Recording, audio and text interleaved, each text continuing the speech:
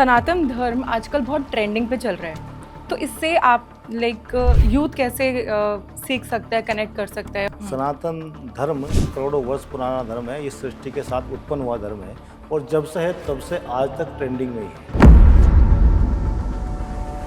दान कब करना चाहिए और कब नहीं करना चाहिए? अगर वो आज भी कोई गुरुकुल की व्यवस्था नहीं चला पा रहे हैं, अगर वो अपने विचारों को, अपने संस्कृति को, अपने शिक्षा को नहीं बढ़ा पा रहे हैं, अगर वो गौ माता का पालन नहीं कर पा रहे हैं, तो ऐसी जगह मेरा मानना है चाहे मंदिर भी दान देने की आवश्यकता है।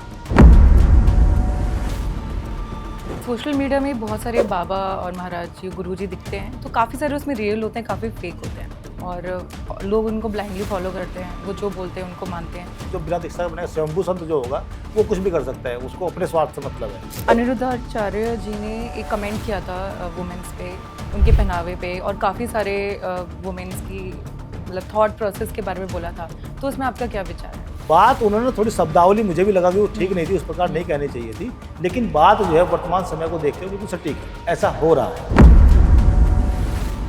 जिंदगी का असली पर्पस क्या है? नमस्कार दोस्तों, आज हमारे पॉडकास्ट में है एक बहुत खास मेहमान, महाराज जी राम विशाल दास, जो हैं प्रेसिडेंट तीर्थ सेवा न्यास के। सर, आपका बहुत स्वागत है और मैं बहुत एक्साइटेड हूँ। इतने सारे सवाल हैं जो आपसे पूछने हैं और आई एम श्योर कि लोगों को आज बहुत बहुत सीखने को मिलेगा हमारे इस पॉडकास्ट के। बहुत बहुत धन्यवाद आपका, आपने आमंत्रित किया और ये मेरा सौभाग्य है कि आपके पॉडकास्ट में आपने मुझे बुलाया और आने का अवसर प्राप्त हुआ। Thank you sir. सर, सनातन धर्म आजकल बहुत ट्रेंडिंग पे चल रहा है, तो इससे आप यूथ कैसे सीख सकता है, कनेक्ट कर सकता है, और आपको इससे क्या आपकी लाइफ में चेंजेस आए? नहीं, सनातन धर्म एक तो आज ट्रेंडिंग में नहीं है। सनातन धर्म करोड़ों वर्ष पुराना धर्म है। इस सृष्टि के साथ उत्पन्न हुआ धर्म है और जब से है तब से आज तक ट्रेंडिंग में ही है। सनातन एकमात्र धर्म है, दूसरा कोई धर्म धरती पर नहीं है। बाकी सब मजहब हो सकते हैं, पंथ हो सकते हैं, अलग अलग संप्रदाय हो सकते हैं, अलग विचारधाराएं हो सकती हैं, अलग मान्यताएं हो सकती हैं। धर्म केवल सनातन है और जितने भी धरती पर आपको दिखते हैं वो सब सनातन से निकले हुए हैं। और वैसे सनातन भी धर्म नहीं है, धर्म वैदिक है। जो वेदों को मानने वाले लोग हैं, जो वेदों की मान्यताओं पर चलने वाले जीवन शैली है, जीवन पद्धति है, वो एक धर्म है। धर्म वैदिक है जो सनातन है, यानी कि जो सृष्टि के आरंभ से है और जो सृष्टि के अंत तक रहेगा, उसको सनातन बोलते हैं। तो सनातन हमेशा ट्रेंडिंग में था, ट्रेंडिंग में है और ट्रेंडिंग में रहेगा।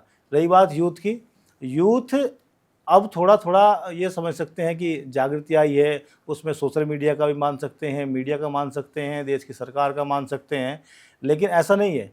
यूथ हमेशा जो भी सनातन धर्म के संपर्क में, वैदिक धर्म के संपर्क में रहा है, वो हमेशा राष्ट्र और धर्म की सेवा के लिए और उसके आदर्शों पर चलने के लिए तैयार रहा है और उसके जीवन में परिवर्तन आ सकता आए हैं, आगे भी आएंगे। सनातन के अंदर जो जीवन शैली है, जीवन पद्धति है, जो उसके सिद्धांत है, जो नियम है, उस पर आप कहीं तिल मात्र भी उंगली रखने का आपको अवसर नहीं मिलेगा, उसका कोई जो है विरोधाभास नहीं मिलेगा। आजकल जो है उसमें बहुत सारी समस्याएं हैं, वो एक अलग बात है, लेकिन वैदिक धर्म के अंदर, वेद की मान्यताओं पर के आधार पर चलने वाले धर्म के अंदर कोई समस्या नहीं है और यूथ उससे रिलेटेड पहले से करता है। और मैंने ये भी देखा है कि विदेश से लोग आते हैं हमारे देश में, भारत में आते हैं और मंदिर जा रहे हैं, पूजा कर रहे हैं और उसके साथ वीडियोस बना बना के डाल रहे हैं। वो बहुत ज़्यादा, सिर्फ इंडिया में नहीं, बाहर के लोग भी इससे बहुत प्रेरित हैं हमारे धर्म से। हाँ, बिल्कुल हैं। और पहले तो बाहर, क्योंकि आज भी आप जाओगे दक्षिण अफ्रीका जाओगे तो आज भी आपको राम के मंदिर मिलेंगे, आप कम्बोडिया जाओगे तब भी आपको मंदिर मिलेंगे, आप थाईलैंड जाओगे तब भी आपको मंदिर मिलेंगे। यानी कि जिसको आप विदेश कह रहे हो, कभी वो एक आर्यवर्त का हिस्सा था। वहाँ तक हमारी संस्कृति और सभ्यता पल्लवित और पोषित होती थी। वहाँ पर जो है सनातन संस्कृति चलती थी, सनातन संस्कार की मान्यता थी, वहाँ वेदों को लोग मानने वाले थे, वहाँ राम जी का, श्री कृष्ण जी का जो प्रभाव था। तो वो विदेशी लोग थे जो भटके थे, अब उनको वापस, जिसको घर वापसी बोल सकते हैं, या जो अब उस जिस तरफ वो चल पड़े थे, जिसको हम पाश्चात्य संस्कृति बोलते हैं, अब उससे मन उब चुका, जिस तरफ अब हम चल रहे हैं, तो उससे वो विमुख अब होने लगे, क्योंकि हम देख रहे हैं वहाँ कुछ नहीं है। जो कुछ है वो वैदिक धर्म के अंदर है, हिंदू धर्म के अंदर है, सनातन धर्म के अंदर है। जो कुछ है वो यही सत्यता है, यही वास्तविकता है, यही आपको एक शांतिमय जीवन जीने का एक तरीका मिल सकता है, सलीका मिल सकता है। तो वो सब थक कर के वापस आ रहे हैं। अब वापस आए हैं तो अपनी संस्कृति की तरफ लौटना चाह रहे हैं।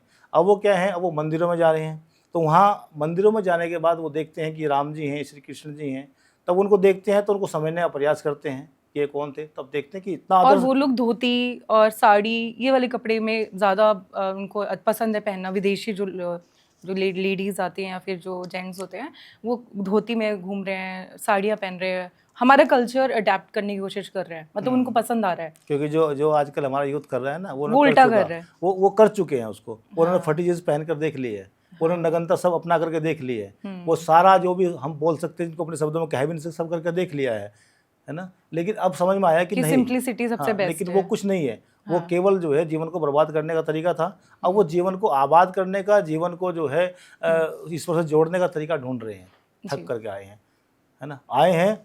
और अब वो समझ रहे हैं कि वास्तव में ये जो सनातन धर्म है यही असली जो है जीवन शैली है, जीवन पद्धति है। यहाँ पर ही जीवन सुरक्षित है, शांति में है, यहाँ पर ही आप ईश्वर के नज़दीक पहुँच सकते हैं, ईश्वर से आपका साक्षात हो सकता है, बाकी दूसरी कोई जगह नहीं है। बहुत खूबसूरत। सर, महाराज जी, दान कब करना चाहिए और कब नहीं करना चाहिए? दान जब मर्जी करो, जब मर्जी करो, हमेशा करना चाहिए। अगर आपके पास आप देने योग्य हैं, आपको ईश्वर ने इतनी सामर्थ्य दी है, आपको ईश्वर ने इतनी ताकत दी है और आपके पास धन वैभव है, तो आपको दान हमेशा करना चाहिए। लेकिन बशर्ते दान जो है वो सही जगह करें, जहाँ दान की आवश्यकता है, जहाँ आवश्यकता ही नहीं है, जहाँ दान से वास्तव में परमार्थ के कार्य हो रहे हैं। हाँ। मतलब एक उदाहरण देकर मैं आपको समझाता हूँ। मान लो हम मंदिर जाते हैं और हम दान देते हैं, ठीक है, मंदिर की व्यवस्थाओं को चलाने के लिए वहाँ दान की आवश्यकता है। लेकिन ऐसे मंदिर भी देश में आपको दिखाई पड़ जाएंगे जिनके पास अपार धन है, जिसकी अब उनके पास रखने की जगह भी नहीं है, बैंक बैलेंस बहुत ज़्यादा हो गया, उनके गोलक, उनके भंडार सब धन से भर चुके हैं। लेकिन अगर वो आज भी कोई गुरुकुल की व्यवस्था नहीं चला पा रहे हैं, अगर वो अपने विचारों को, अपने संस्कृति को, अपने शिक्षा को नहीं बढ़ा पा रहे हैं, अगर वो गौ माता का पालन नहीं कर पा रहे हैं, तो ऐसी जगह मेरा मानना है चाहे मंदिर भी तो दान देने की आवश्यकता नहीं है। लेकिन अगर कहीं आपको लगता है कि आपकी वैदिक शिक्षा का प्रचार करने वाला कोई व्यक्ति है, वो गरीब व्यक्ति अकेला है, वो कोई संस्था है, अगर आपको लगता है कोई सोशल वेलफेयर करने वाली संस्था है जो रियल में सोशल वेलफेयर कर रही है, तो ऐसे लोगों को हर समय जब भी आपकी सामर्थ्य हो दान करना चाहिए। इससे आप पुण्य के भागीदार बनते हैं और आप दूसरे व्यक्ति को सहायता करते हैं तो पुण्य आपका अर्जित होता है। ओके। और ऐसा बोलते हैं कि जितने बाबा और महाराज जी, गुरु जी होते हैं, ये पॉलिटिक्स की तरफ आजकल ज़्यादा जा रहे हैं, ट्रेंड में हो रहा है। तो क्या स्पिरिचुअलिटी और पॉलिटिक्स एक साथ हो सकता है? हाँ, एक साथ हो सकती हैं। और जितने बाबा हैं, जितने महाराज हैं, जितने साधु संत हैं, हाँ। वो पॉलिटिक्स की तरफ ज़्यादा नहीं जा रहे हैं। ज़्यादा जाना चाहिए, वो बहुत कम संख्या में जा रहे हैं। और जहाँ जहाँ संतों के, साधु संतों के हाथ में सत्ता आई है, वहाँ वहाँ ईमानदार सरकार चली है, निष्पक्षता से सरकार चली है। और जो है क्योंकि उनको अपने लिए कुछ नहीं करना है, वो राष्ट्र और धर्म के लिए जीते हैं। तो जब जब सत्ता के अंदर संतों का हस्तक्षेप होगा तो सत्ता नियंत्रित होगी और उसका लाभ धर्म को भी मिलेगा, राष्ट्र को भी मिलेगा। ओके। सर, महाराज जी, तीर्थ सेवा न्यास क्या है, क्या मिशन है और इसके बारे में आप क्या बताना चाहेंगे कि क्या विजन के साथ ये बना है? तीर्थ सेवा न्यास हमारी एक संस्था है और इसका नाम भी बड़ा सोच समझ करके हमने रखा, क्योंकि अभी क्या मान्यता हो गई कि तीर्थ जो है वो केदारनाथ जी हैं, तीर्थ जो है बद्रीनाथ जी हैं, तीर्थ हरिद्वार है, तीर्थ वृंदावन है, तीर्थ महाकाल जी हैं। तो ऐसी एक मान्यता बन गई। तो हमने कहा कि नहीं, ये इस सृष्टि का, पृथ्वी का कण कण तीर्थ है। जहाँ हम बैठे हैं एक तीर्थ है, क्योंकि यहाँ से बहुत सारे लोगों की आजीविका चल रही है। जिस घर में आप पैदा हुए वो घर एक तीर्थ है, क्योंकि उस घर ने आपको जन्म दिया, उस घर ने आपका पालन पोषण किया, उस घर में आपके माता पिता हैं, माता पिता स्वयं एक तीर्थ हैं, क्योंकि उन्होंने पाल पोष करके आपको यहाँ तक ला करके खड़ा कर दिया कि आज आप अपने पैरों पर खड़े हैं। तो इस सृष्टि में ऐसी कोई जगह नहीं है जो परमार्थ के लिए है वो तीर्थ ना हो। ऐसा कोई कार्यालय, ऐसा कोई उद्योग नहीं है जो तीर्थ ना हो। जहाँ भी परोपकार का काम होता है, जो भी हमारे उपयोग में कोई जगह, आप रास्ते पर चलते हो ना तो रास्ता तीर्थ है। अगर रास्ता ही नहीं होगा तो आप हम यहाँ तक ना पहुँच पाते। तो वो हमने कहा उस तीर्थ की सेवा, मतलब इस सृष्टि के प्रत्येक कण कण की सेवा करना, इस तीर्थ सेवान्यास का उद्देश्य है। इसमें हम कुछ विशेष अभियान चला रहे हैं, जैसे एक हमारा सेव 5G अभियान है। सेव 5G में हमने गाय को रखा है, गाँव को रखा है, गुरुकुल को रखा है, गंगा और गौरव के संरक्षण का अभियान है। यानी कि गाय की सेवा, गाय एक सिंबल है, उसमें गाय के साथ साथ जीव दया जो हमारा उद्देश्य है, यानी कि जीवों की हत्या बंद हो, गाय का पालन हो, बाकी जीवों की हत्या भी उसके लिए हम क्या कर सकते हैं जीवों की हत्या बंद कराने के लिए? जीवों की हत्या बंद कराने के लिए आपको वैदिक धर्म का प्रचार प्रसार करना पड़ेगा, सही वैदिक धर्म लोगों को समझाना पड़ेगा। जब वो लोग उसको समझ जाएंगे और बताना पड़ेगा कि जीव हत्या महापाप है, इससे बड़ा धरती पर दूसरा कोई पाप नहीं है ना। और पाप क्यों है, कैसे है, ये आपको सही तरीके से आपको समझाओगे अगर आप समझा दोगे तो लोग उसको धीरे धीरे बंद करेंगे। और कुछ लोग उसमें बहुत सारे प्रमाण देते हैं, भाई नहीं जीवों को खाएंगे तो संख्या इतनी बढ़ हाँ, जाएगी, यही कि ये हो अगर जाएंगे। हमने नहीं ये खाया तो बहुत इनकी पॉपुलेशन इतनी बढ़ जाएगी, सृष्टि का वो बैलेंस कैसे मेंटेन होगा अगर हम नहीं खाएंगे। तो मतलब भगवान ने अगर किसी को बनाया है तो उन्होंने सोचा ही होगा ना सबका बैलेंस कैसे करेंगे, हम लोग उनको क्यों बैलेंस कर रहे हैं मार के। ये बहुत बड़ा कुतर्क है जो लोग इस तरह की बात करते हैं ना, कि अगर हम नहीं खाएंगे तो बढ़ जाएंगे, तो आदमी को खाना शुरू करो ना, संख्या तो इनकी बढ़ रही है। इनकी बढ़ रही है। परमात्मा ने इस सृष्टि को बनाया है, इसका पूरा एक विधान है, पूरा एक नियम है, और उसको चलाने वाला वो एकमात्र अकेला है पूरी सृष्टि को। वो अमेरिका को भी चला रहा है, वो हमें भी चला रहा है, उस सब जीवों के अंदर प्राण उसके दिए हुए हैं, सबके अंदर आत्मा है। आत्मा की संख्या सीमित है। अगर आप जीवों को खाओगे तो आदमी की संख्या बढ़ जाएगी, आप आदमी को खाओगे तो दूसरे जीव की संख्या बढ़ जाएगी। तो सृष्टि कर्म को जो आप तोड़ रहे हो, आप और अब क्या है, आपने गाय खा दी, आपने मतलब क्या क्या नहीं खा दिया, आपने कुत्ते भेड़ बकरी सब तो खा दिए, मुर्गे सब खा दिए, तो क्या आज वो उनकी पैदावार नहीं हो रही है? लेकिन हुआ क्या है, इससे सृष्टि क्रम कैसे टूटा है। आज गायों की संख्या देश में कितनी है, कितना गौपालन हो रहा है, आपको दूध नहीं मिल रहा है। दूध खुद एक पूरा पौष्टिक आहार है, ठीक है। आज जो है जब गायों की भैंसों की संख्या, हालांकि भैंसों का हमारे यहाँ पालन का कोई वो नहीं मानते, ना कभी था, गाय पालन मानते थे, लेकिन संख्या वो क्रम टूट गया। पहले किसान के यहाँ 50-50 गाय थे, श्री कृष्ण जी के यहाँ लाखों गायें थी अकेले।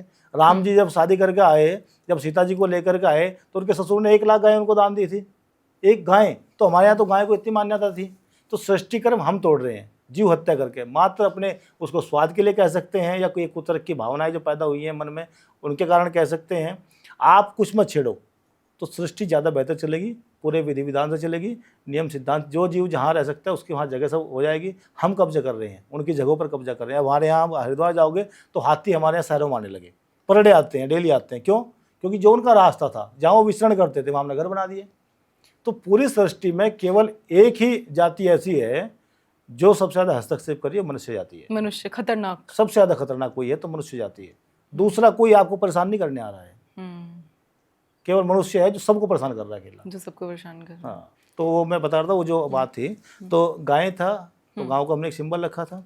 तो उसके बाद गांव है, क्योंकि गांव जो है वो किसी भी राष्ट्र की उन्नति का आधार है। और आज गांव से पलायन हो रहा है।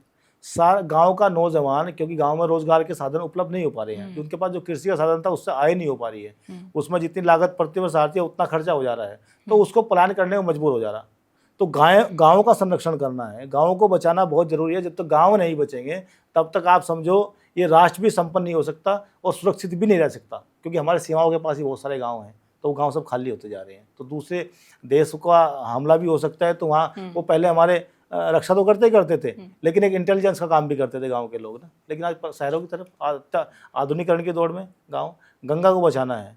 गंगा का मतलब हमारा पर्यावरण से है, पर्यावरण से है। गंगा को आपको बचाना है तो आपको ग्लेशियर बचाने पड़ेंगे, ग्लेशियर बचाने होंगे तो आपको पूरा पर्यावरण संतुलन ठीक करना पड़ेगा, उसके लिए आपको वृक्षारोपण करना पड़ेगा। तो उस प्रकार से हमारा एक पर्यावरण पर बहुत बड़ा काम हो रहा है, ठीक है। उस पर गौरव उस पर है, जो भारतीय संस्कृति का गौरव है, सनातन का गौरव है, जो हमारी धरोहर है, उनके संरक्षण का काम तीर्थ सेवा न्यास कर रही है। साथ ही हमने एक बहुत बड़ा महाप्रकल्प अभी शुरू किया है, विश्व सनातन महापीठ। हाँ, उसका हमने एक संकल्प लिया है। हमारे गुरुजी हैं बाबा हठयोगी जी महाराज, उन्होंने हमने मिलकर एक संकल्प लिया है, हम विश्व सनातन महापीठ की स्थापना करें, जो अपने आप में पूरे दुनिया में एक अद्वितीय स्थान होगा, अद्वितीय तरीके से उसका निर्माण होगा, और अद्वितीय उसका परिणाम होगा, जो पूरी दुनिया को सनातन के बारे में अवगत कराएगा, समझाएगा, सनातन जोड़ने का और वैदिक सिद्धांतों पर दुनिया को मोड़ने का काम करेगा। इसका बहुत अच्छा परिणाम जाएगा। तो उस पर हम आजकल एक काम कर रहे हैं, विश्व सनातन महापीठ के निर्माण पर। ठीक है। ऐसा बोलते हैं कि जो जगत गुरु भद्राचार्य जी ने कहा कि राम भद्राचार्य जी ने कहा कि प्रेमानंद जी महाराज को संस्कृत नहीं आती है, तो वो रियल में सनातन गुरु हैं या उनको बोलना चाहिए, नहीं बोलना चाहिए? राम जी ने कहा कि भाई प्रेमानंद जी कैसे संत हैं, उनको संस्कृत नहीं आती है। मतलब दोनों लोग बहुत बड़े हैं, उन पर मुझे कोई टिप्पणी नहीं करनी चाहिए। राम भद्राचार्य जी का अपना स्थान है, और जो है प्रेमानंद जी का अपना स्थान है, उनको आजकल पूरा देश फॉलो कर रहा है। तो इन टिप्पणी से राम भद्राचार्य जी महाराज को बचना चाहिए। प्रेमानंद जी तो अपना काम कर रहे हैं, लेकिन सबसे बड़ी समस्या हमारे आज जो वर्तमान में है, हमें बाहर से कोई खतरा नहीं है। आप कितना कर लो, आप क्रिश्चियन से खतरा है, कितना कर लो आप मुस्लिम से खतरा है, हमें किसी से कोई खतरा नहीं है। हमें खतरा केवल यही है कि आज जो हमारे सनातन धर्म के अंदर, वैदिक धर्म के अंदर जो विचारों में मतभेद है, जो मत भिन्नता पैदा हुई है, जो हमारे यहाँ जो अलग अलग विचार चल रहे हैं, अलग अलग थॉट्स प्रोसेस चल रहा है, अपना खुद का चल रहा है, वो सबसे बड़ा खतरनाक है। तो प्रेमानंद जी जो बात कर रहे हैं वो उनकी अपनी जगह ठीक हो सकती है, राम भद्राचार्य जी अपनी जो बात कर रहे हैं उनकी अपनी जगह ठीक हो सकती है। और संत होने के लिए संस्कृत जानना आवश्यक नहीं है। संत होने के लिए आपको वैदिक सिद्धांतों को जानना आवश्यक है। वेद क्या कहते हैं वो आपको जानकारी होनी चाहिए, हमारे उपनिषद क्या कहते हैं वो आपको जानकारी होनी चाहिए, आपका रामायण क्या बोलती है, आपका महाभारत क्या बोलता है, आपकी गीता क्या कहती है। अगर आपको इतनी जानकारी है और आपने वैराग्य ले लिया तो आप संत हो, तो संत हो, है ना।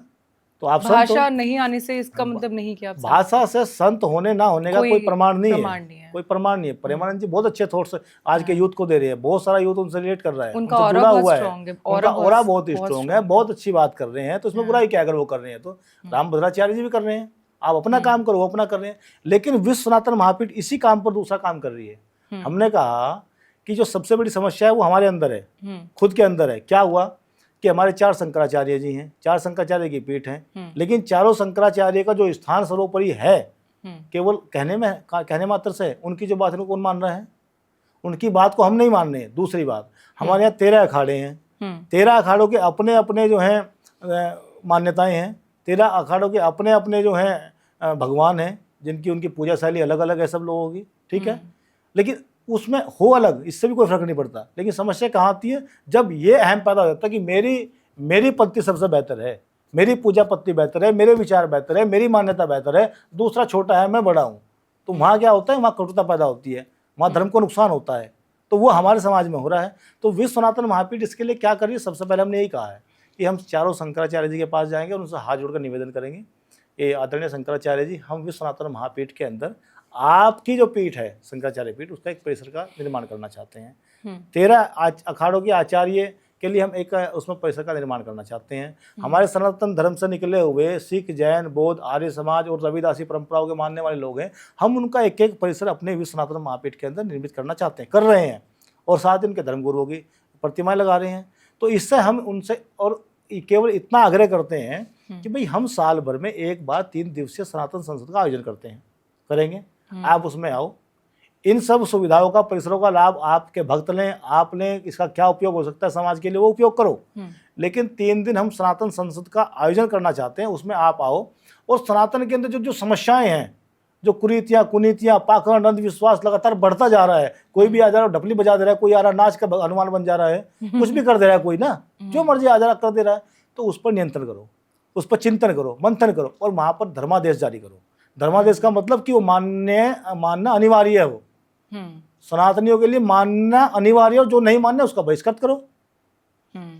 तो फिर क्या होगा, ना कोई कथावाचक कोई गलत अनाप बात करेगा, ना कोई धर्माचार्य कोई अनाप बात करेगा, और जो बात करेगा गलत सिद्धांतों के विरोध बात करेगा तो उसको पता रहेगा मेरा बहिष्कार हो सकता है।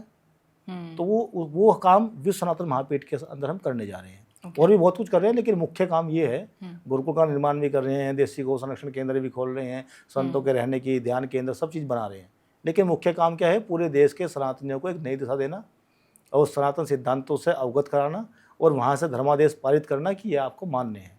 ये काम भी सनातन महापीठ करने जा रही है और इसका बहुत बड़ा परिणाम आपको बहुत जल्दी दिखाई देगा। सोशल मीडिया में बहुत सारे बाबा और महाराज जी, गुरु जी दिखते हैं, तो काफ़ी सारे उसमें रियल होते हैं, काफ़ी फेक होते हैं, और लोग उनको ब्लाइंडली फॉलो करते हैं, वो जो बोलते हैं उनको मानते हैं। तो हमें कैसे कोई एक मतलब एक लाइन अगर आप बताना चाहें कि हमें कैसे पता चले कि रियल है कि फेक है? देखो 2-3 चीज़ इसमें है। एक तो ये, जैसे हम पहले जो है दूसरे जीवन में थे, बाद में हमारा मन परिवर्तन हुआ, हमने जो है ये रास्ता अपनाया। और एक जो है ऐसे धर्मगुरु से दीक्षा प्राप्त की जिनको बाबा हठयोगी जी कहते हैं, और अखाड़ा के बहुत सारे अखाड़ों के प्रवक्ता रहे, राष्ट्रीय प्रवक्ता रहे हैं अखाड़ा परिषद के, बहुत सारे दायित्वों पर रहे हैं।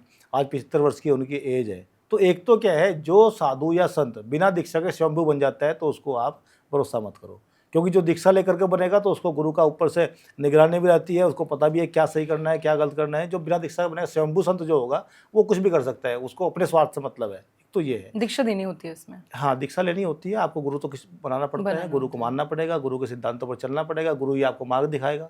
तो वो संत परंपरा के अंदर भी आता है, तो यहाँ भी वो लागू होता है। एक तो ये है। दूसरा ये है, अगर मैंने दीक्षा भी ले ली और मैं संत भी बन गया हूँ और मैं कोई प्रकृति के विरुद्ध बात करता हूँ, सनातन सिद्धांतों के विरुद्ध बात करता हूँ, मैं वेद के विरुद्ध बात करता हूँ, तो मेरा खंडन समाज को भी कर देना चाहिए, मुझे मानना नहीं चाहिए। दूसरा ये है। तीसरा ये है, जो पाखंड और अंधविश्वास फैला रहा हो समाज में, युवा पीढ़ी को, युवाओं को, महिलाओं को, किसी को भी अगर दिग्भ्रमित करता हो केवल अपने स्वार्थ के लिए, तो उस व्यक्ति का बहिष्कार करना चाहिए, उसको आप फर्जी संत मान लो। मतलब पाखंड, अंधविश्वास सबसे बड़ी जड़ है इस सनातन धर्म के को नुकसान पहुंचाने के लिए। बाकी तो आजकल हमारे यहाँ तो पुष्कर सिंह धामी मुख्यमंत्री हैं, उन्होंने एक कालनेमी अभियान चलाया है, तो कई सौ उन्होंने जो फर्जी संत हैं पकड़ के जेल में डाल दिए। बहुत सारे घूमते हैं, आप देखते हो सड़कों मांगने वाले संत का वेश धारण कर लिया, मांगते घूम रहे हैं। हाँ। बहुत सारे ड्रामे, कोई अंगूठी निकाल दे रहा हाथ से, कोई कुछ बना दे रहा हाथ से, वो लोगों को ड्रा करके पैसा वसूल करते हैं। तो उनके लिए हमारे यहाँ पुष्कर सिंह धामी ने एक कालनेमी अभियान चलाया है और उनको गिरफ्तार करके जेल भेज दिया। तो सब सरकार को करना चाहिए ये काम, जो फर्जी बाबा संत है तो जेल उनको भेजना चाहिए, क्योंकि उससे नुकसान तो हमारा हो रहा है ना, नुकसान तो सनातन धर्म का हो रहा है, नुकसान तो युवा पीढ़ी बर्बाद हो रही है उनकी वजह से। अनिरुद्धाचार्य जी ने एक कमेंट किया था वुमेन्स पे, उनके पहनावे पे, और काफ़ी सारे वुमेन्स की मतलब थॉट प्रोसेस के बारे में बोला था, तो उसमें आपका क्या विचार है? अनिरुद्धाचार्य जी आज जो हैं देश में एक बहुत बड़ा नाम है। सोशल मीडिया में उनके बहुत सारे फॉलोवर हैं, वो कथा करते हैं, और कथा के दौरान यदि उन्होंने कोई बात कह दी है, उस बात को जो उन्होंने कहा है, हमें गांव की भाषा में बोलते हैं, आज ही बोलते हैं लोग ना, उस बात को जिस तरह तोड़ मरोड़ कर पेश किया गया और उसका उनका विरोध शुरू किया गया, वो ठीक नहीं है। बात उन्होंने थोड़ी शब्दावली, मुझे भी लगा कि वो ठीक नहीं थी, उस प्रकार नहीं कहनी चाहिए थी, लेकिन बात जो है वर्तमान समय को देखते हुए बिल्कुल सटीक है। ऐसा हो रहा है, इसी वजह से आज जो है समस्याएं पैदा हो रही है, घर टूट रहे हैं, परिवार बर्बाद हो रहे हैं, तलाक की स्थिति पैदा हो रही है। पहले हमारे यहाँ जो है ना बहुत सारी कुप्रथाएं थी उस समय, लेकिन अगर देखा जाए उस लिहाज से वो ठीक थी। अभी क्या है, आज पेशेंस की बहुत कमी है आज।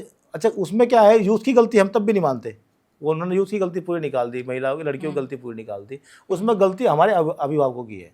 अगर वो हमको बचपन से समझाएं, वो संस्कार हमें बचपन से बताएं कि भाई आपको इस रास्ते नहीं चलना है, आपका चलने का रास्ता ये है, तो शायद बचपन की सिखाई हुई बात यूथ हमेशा याद रखता है। कोई भी हो वो सबको याद रहेगी।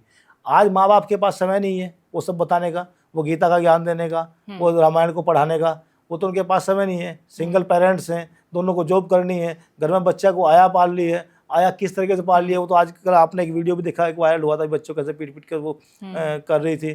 तो क्या है, उसमें गलती जो है अभिभावकों की है। आप भैया पैसा कम कमा लो, आप दोनों में से एक जॉब कर लो, एक काम व्यापार कर लो, एक अपने बच्चे को संस्कार दे दो। संस्कार नहीं दोगे तो अब तो बच्चा देख भी जवानी में हो रहा है, बुढ़ापे में आपका रास्ता ओल्ड एज होम होगा। आपके पास कोई विकल्प नहीं होगा, क्योंकि उस बच्चे को आपने बताया ही नहीं माँ बाप की सेवा भी करनी है, आपके पास तो समय नहीं था ये बात बताने का। तो आप अपना बुढ़ापा ठीक करने के लिए कम से कम थोड़ा सा बच्चों को वो संस्कार दे दो। तो युवा पीढ़ी का दोष नहीं मानता मैं उसमें, वो थोड़ा सा उसमें पुरानी पीढ़ी का दोष ज़्यादा है ना। लड़कियां हो या लड़के हों, किस रास्ते पे जा रहे हैं, उस रास्ते में जाने में उनका किसी का दोष नहीं है, वो हमने क्रिएट किए रास्ते। अब ये क्लब उन्होंने थोड़े खोल ले हैं, किसने बताया क्लब खोलने हैं, कहाँ से कौन लेकर गया, हमसे पुराने वाली पीढ़ी लेकर आई होगी ना। तो नई पीढ़ी को रास्ता दिखा कौन जा रहा है उसको। तो आज की इन नई लड़कियों का, नई पीढ़ी का, लड़कों का, किसी का कोई दोष नहीं है। दोष है तो हमारा है, हमारे धर्माचार्यों का है, हमारे जो है शिक्षकों का है, हमारे अभिभावकों का है। अगर वो हमको ये सब बात ठीक से बता दें और सिखा दें तो शायद युवा पीढ़ी उस रास्ते में नहीं जाएगी और अनिरुद्धाचार्य जी को ये बयान नहीं देना पड़ेगा। जिंदगी का असली पर्पस क्या है? जिंदगी का असली पर्पस ये एक बहुत बड़ा सवाल है और इस पर हम एक पुस्तक लिख रहे हैं और उसको बहुत जल्द आपके सामने लाएंगे। तो ज़िंदगी का असली मकसद ये बहुत बड़ा कॉन्सेप्ट है, इसको आप समझोगे तो सबसे पहला सवाल आता है ज़िंदगी का मकसद की बात कि मैं धरती पे क्यों हूँ, मैं कौन हूँ, मैं कौन हूँ।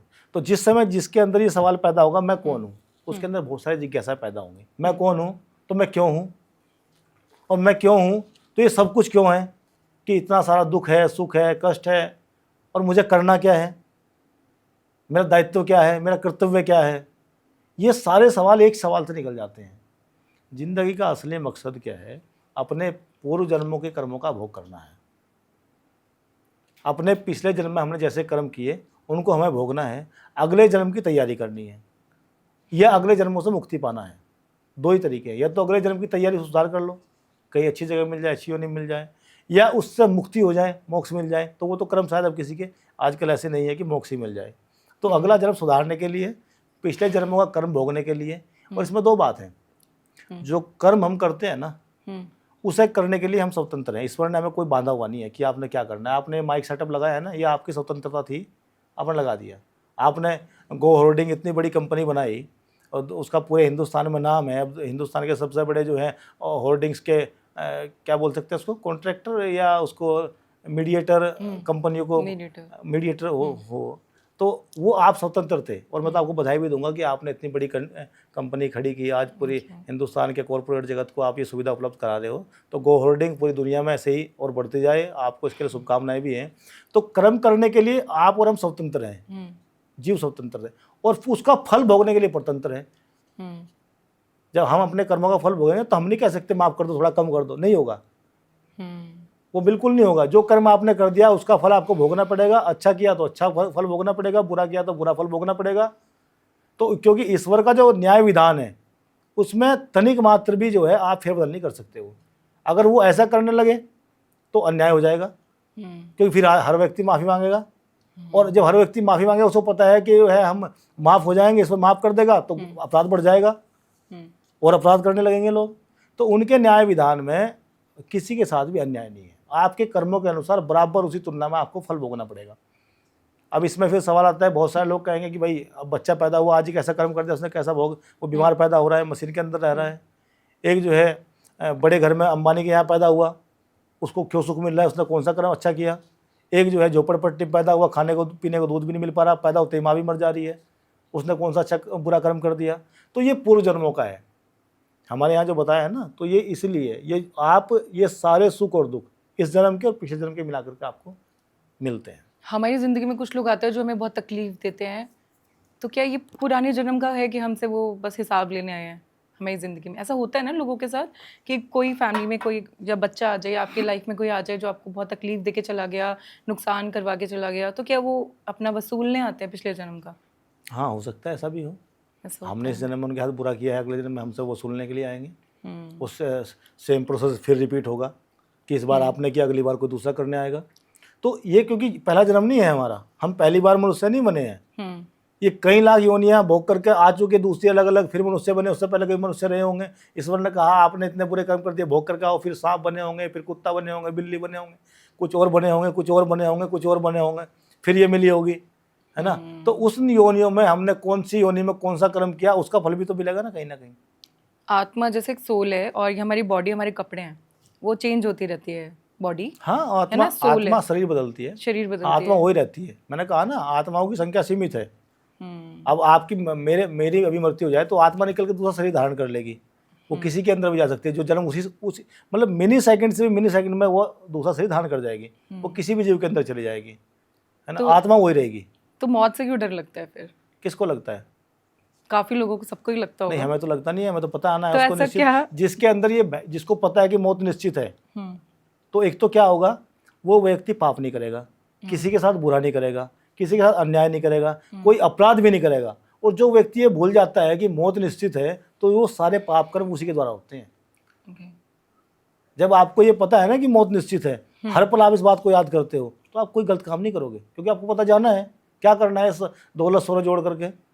तो फिर क्या करोगे, जो कमा रहे हो थोड़ा बांटोगे, परोपकार के काम करोगे, है ना। आपको पता है कि मौत निश्चित है, तो आप बहुत सारे कमाने के साथ ऐसे दूसरे इंस्टीट्यूशन खड़े कर दोगे जिससे दूसरों को लाभ होगा।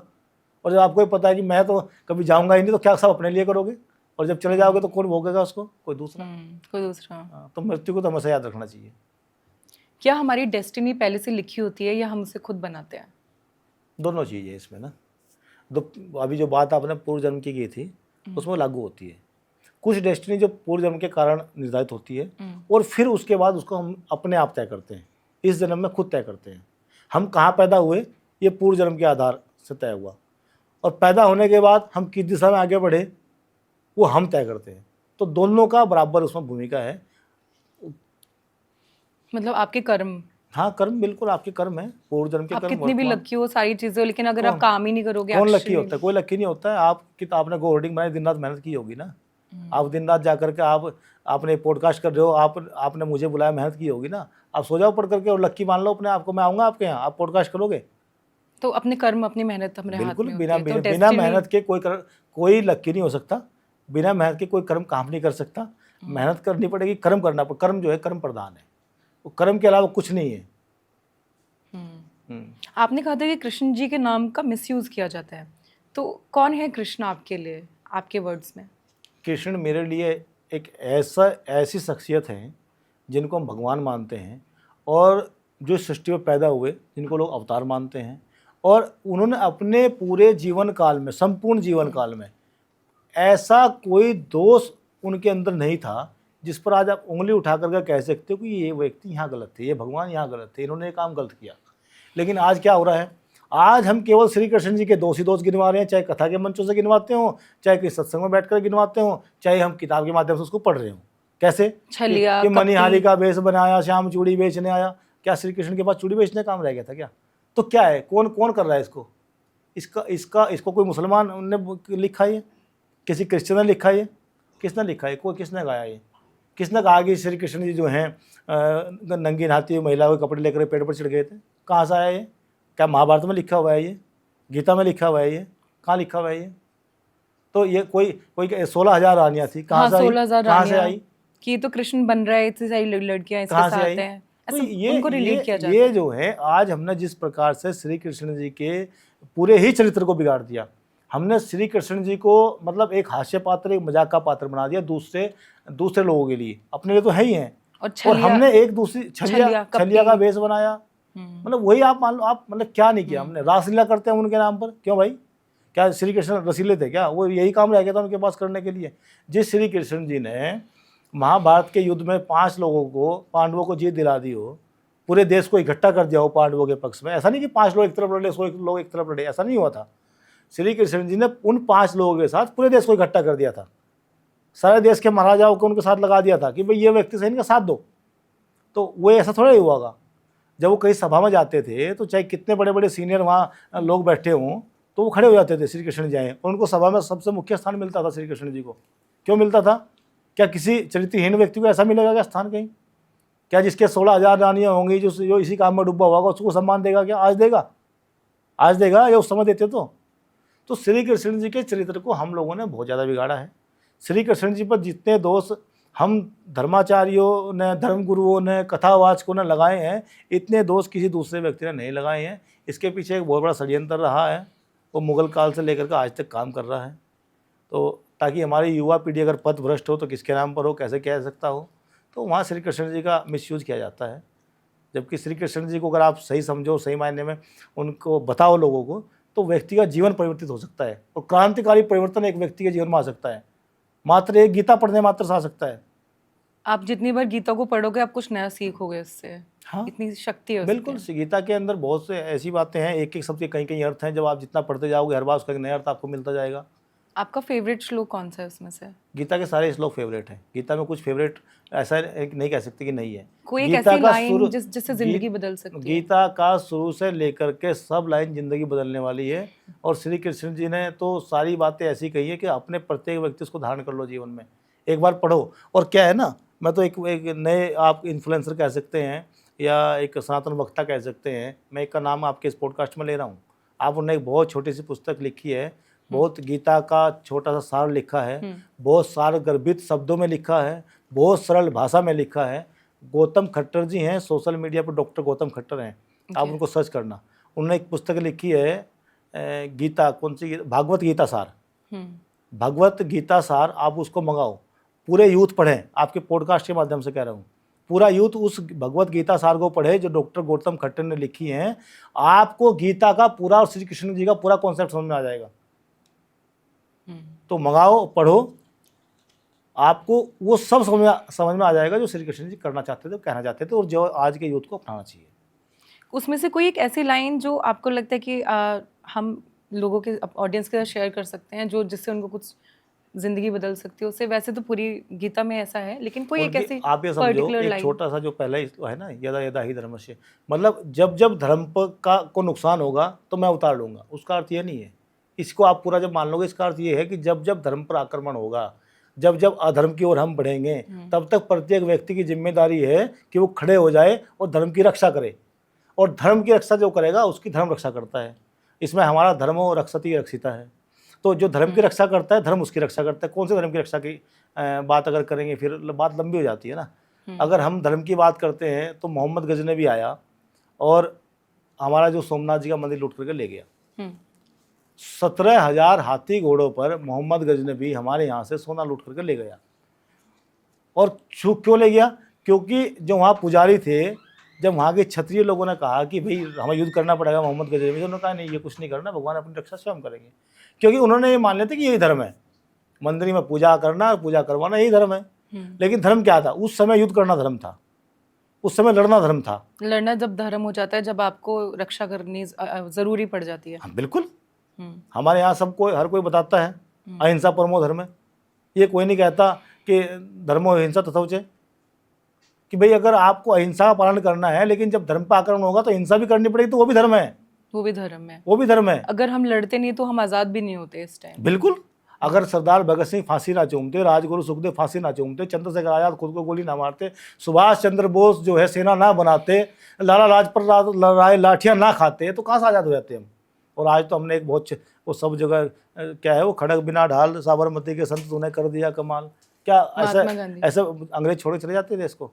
ऐसा आज़ादी मिल जाती? बहुत सारे लोगों का बलिदान है उसके पीछे। बहुत सारी माताओं ने अपने लाल खोए हैं, बहुत सारी बहनों ने अपने भाई खोए हैं, बहुत सारी पत्नियों ने अपने पति खोए हैं, बहुत सारी महिलाओं का सुहाग उजड़ा है।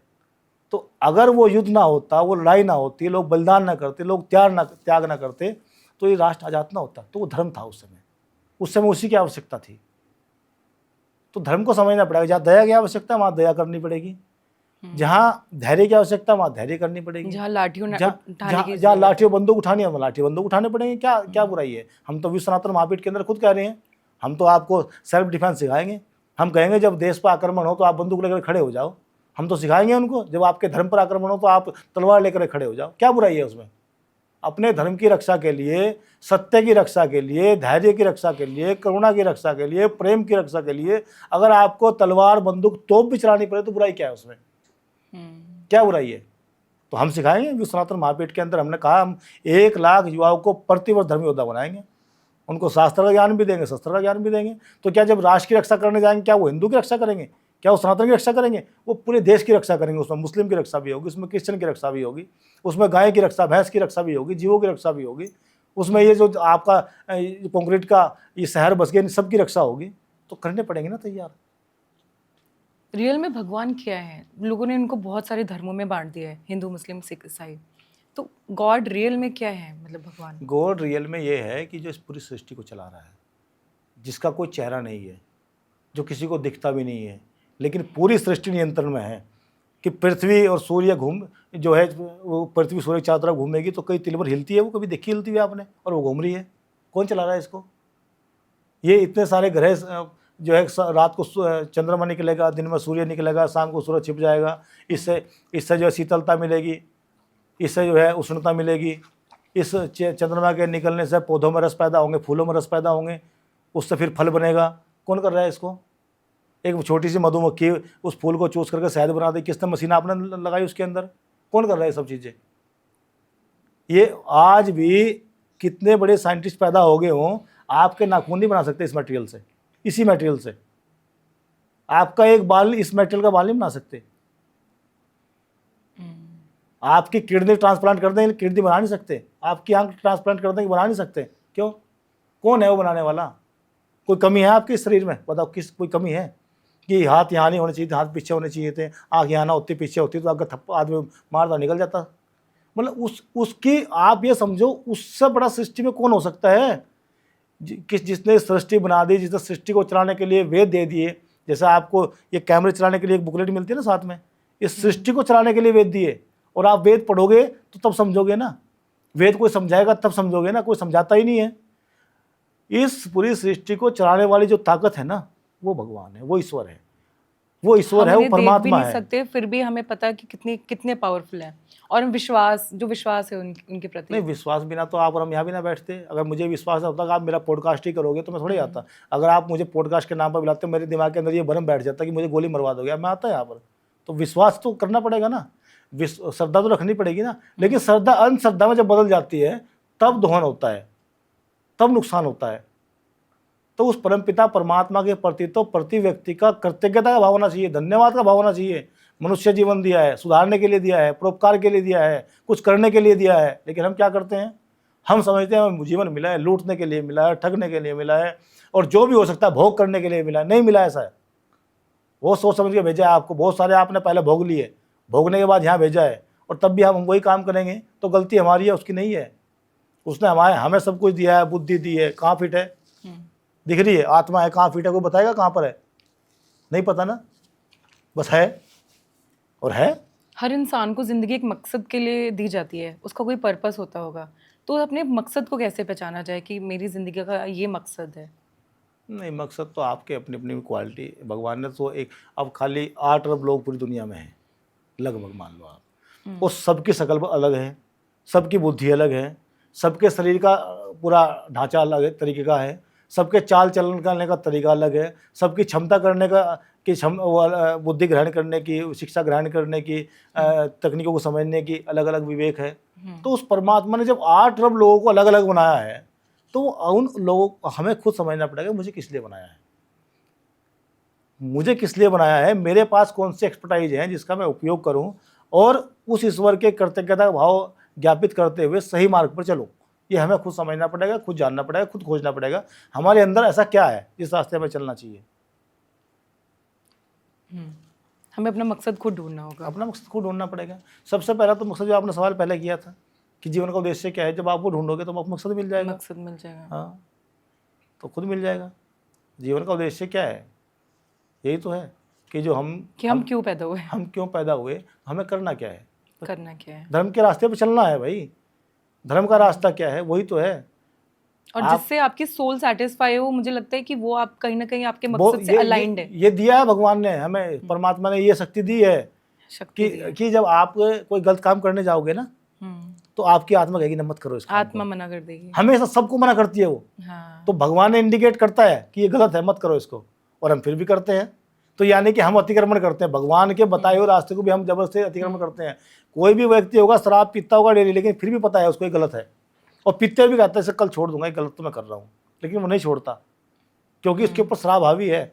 और भगवान जो कह रहे हैं वो गलत है, ये आत्मा जो आपको सोल बता रही है उसके माध्यम से बता रहे हैं, उस पर आप अतिक्रमण कर रहे हो जबरदस्ती का, आप नहीं छोड़ रहे हो, है ना। कोई भी काम आप जितने लोग मीट मांस खाने वाले हैं ना, उन सबको पता है हम गलत काम कर रहे हैं, सबको पता है ये बात, लेकिन उन अपने स्वाद के लिए उसको सही साबित करने के लिए नए नए तर्क देते हैं। सबको पता है हत्या करना पाप है, चोरी करना पाप है, सबको पता है किसी की जो है झूठ बोलना पाप है, लेकिन फिर भी करते तो हैं। और ये सारे काम करते हुए आत्मा आपको बताएगी कि आप गलत कर रहे हो। आत्मा सबको बताएगी, ऐसा कोई व्यक्ति नहीं होगा जिसको नहीं बताएगी। आत्मा परमात्मा से कनेक्टेड होती है, आत्मा परमात्मा से कनेक्टेड होती है, ऐसा मान सकते हैं, मान सकते हैं। लेकिन कुछ लोग कहते हैं ना कि हम जो है परमात्मा का अंश हैं, ईश्वर का अंश है, तो वो नहीं है, वो नहीं मान सकते। लेकिन कनेक्टेड होती है, वो मान सकते हैं। जैसे बाबा लोग बोलते हैं कि सिंप्लिसिटी में रहो, पैसा मोह माया है, क्या लेके आए थे क्या लेके जाएंगे, लेकिन फिर भी वो प्राइवेट जेट्स और लग्जरी और बिग बड़ी बड़ी लग्जरी कार्स में घूमते हैं। तो इसमें आपका क्या विचार है? इसमें मेरा विचार अपना व्यक्तिगत ये है कि आज समय की आवश्यकता है। मान लो आपने सनातन धर्म का प्रचार करने के लिए हरिद्वार से कहीं साउथ में जाना है, आपने कर्नाटक जाना है, तो मैं अगर वाया ट्रेन जाऊंगा, वाया बस जाऊंगा, तो उसको कई दिन लग जाएंगे उस यात्रा को पूरी करने के लिए, और मुझे वो काम करना है। तो मैं प्राइवेट जेट का इस्तेमाल करूँ अगर मैं सामर्थ्यवान हूँ, या सरकारी जेट का इस्तेमाल करूँ, टिकट लेकर के जाऊँ, उसमें बुराई कुछ नहीं है। बुराई उसमें है कि आपको लोगों ने इतना धन और ऐश्वर्य दिया कि आप उससे प्राइवेट जेट तो खरीद सकते हो, लेकिन उसका उपयोग यदि अपने स्वार्थ के लिए, अपने शौक के लिए, अपनी आदतों के लिए करोगे तो वो नुकसान है, वो गलत है, नहीं करना चाहिए। अगर लोग आपको दान दे रहे हैं कि आप धर्म का प्रचार करो, आपके पास इतना दान, इतना सामर्थ्य आ गया कि आप हेलीकॉप्टर चार्टर प्लेन खरीद लो, तो खरीद लो, लेकिन उसी गति से उसका वो काम करो जो लोग चाहते हैं, जिसके लिए आपको दिया है। अब मैं नहीं कहना चाहूँगा, लेकिन बहुत सारे लोग गाय के नाम पर दान मांगते हैं कि हम गौशाला चलाते हैं, और जब गाँव गौशाला में जाओगे तो क्या 10 गाय मिलेगी आपको, और 10 गाय कौन सी मिलेगी? जो दूध देने वाली होंगी। आज किसी तीर्थ में चले जाओ आप, सारे धर्मगुरु, सारे तीर्थाचार्य बात करेंगे गाय बचाओ, सारे बात करते हैं मैं गौशाला चलाता हूँ, लेकिन जब उनकी गौशाला में जाओगे तो गाय मिलेगी उनके अपने मतलब के लिए, अपने आश्रम की व्यवस्थाओं के दूध के लिए, अपने संस्था को चलाने के लिए दूध की आवश्यकता के लिए दूध बेचते भी हैं बहुत सारे लोग तो। और उसी तीर्थ के अंदर आप सड़कों पर गाय घूमती आपको दिखती मिलेगी। सभी तीर्थों में गायें दर दर भटक रही हैं, सभी तीर्थों के अंदर गाय पॉलिथीन खाने को मजबूर है, और वहीं के तीर्थाचार्य और धर्मगुरु कह रहे हैं कि भाई गाय का पालन करो, गाय को बचाओ, गाय के लिए हमें दान दो, हम गौशाला का पालन करते हैं। तो वही क्यों घूम रही है, अपनी गौशाला में क्यों जा रहे हैं उनको? आप गाय के नाम पर दान ले लेकर आपने तो करोड़ों रुपए इकट्ठा कर लिया, लेकिन वो गाय जो जिसके लिए आपने दान लिया वो तब भी उसी स्थिति में है, तो कौन जिम्मेदार है उसके लिए? लोग थोड़ा ही है, लोगों ने तो भरोसा किया ना आपके ऊपर। एक आम आदमी एक आपको भरोसा का दान दे रहा है ना, तो उसका पाप कौन भोगेगा? उसका पाप भी आप ही भोगोगे।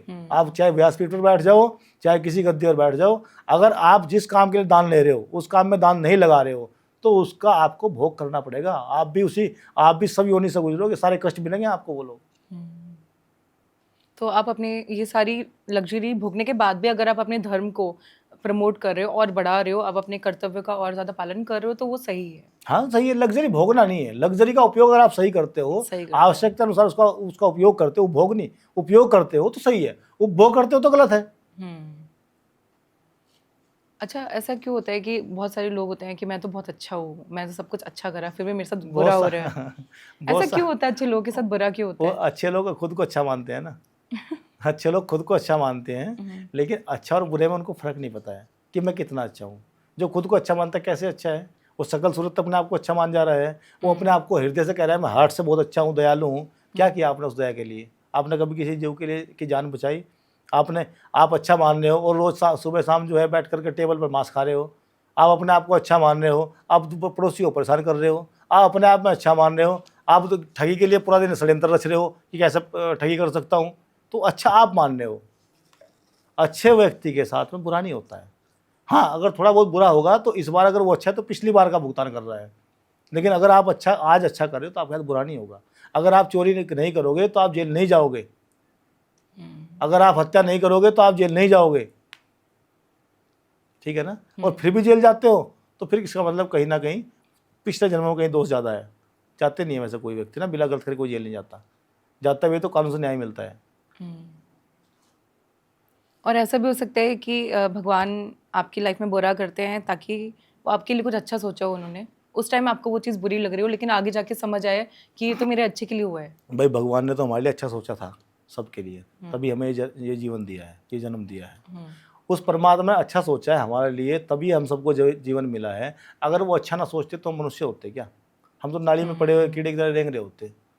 अब वो जो उसने अच्छा सोच लिया, हम कितना अच्छा सोच रहे हैं दूसरों के लिए, कितना अच्छा सोच रहे हैं राष्ट्र के लिए, धर्म के लिए, अपने लिए, समाज के लिए, पर्यावरण के लिए, है ना? वो हमारे ऊपर निर्भर करता है। जब हम अच्छा नहीं सोचेंगे तो भगवान सोचता रहे अच्छा, उसने सोच कर दे दिया एक बार ना। अब तो आप बताए ना, मैंने कर्म करने आप स्वतंत्र हो, आप कुछ भी करो, स्वतंत्रता आपकी है, लेकिन फल तो वही देगा ना, फल तो वो भोगना पड़ेगा आपको। क्या स्पिरिचुअल प्रैक्टिस से जिंदगी के सारे सवालों के जवाब मिल जाते हैं? किस प्रकार की स्पिरिचुअल प्रैक्टिस से? स्पिरिचुअल प्रैक्टिस जैसे स्पिरिचुअल होना और मंत्रों को मतलब जाप करना, एक तो मैं ये गलत गॉड में बिलीव करना। गॉड में बिलीव करना और गॉड को समझने में फ़र्क है। गॉड और भगवान में और परमात्मा में फ़र्क है। भगवान हम कहते हैं भगवान श्री कृष्ण हैं, भगवान श्री राम हैं, वो हो सकते हैं।